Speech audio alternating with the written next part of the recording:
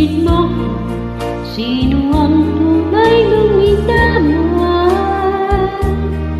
Ako ba o siya naging kalaw? May kaating palakad sa puso mo.